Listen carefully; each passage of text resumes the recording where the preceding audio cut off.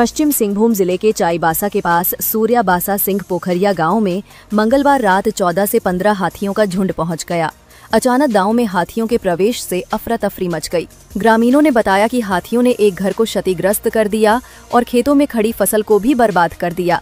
हाथियों को देखकर ग्रामीणों में भारी दहशत का माहौल है। कई लोग सुरक्षा की चिंता में गांव छोड़कर भाग गए। स्थानीय लोग लगातार प्रशासन और वन विभाग से सुरक्षा व्यवस्था की मांग कर रहे हैं।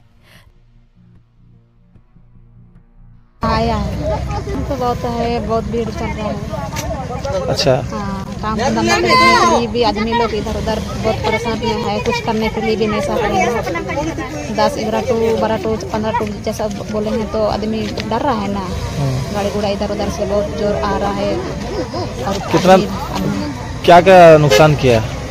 घर एक अभी तक तो घर एक ही का नाम आया है। और तो खेत में आने जाने के लिए तो खेत का तो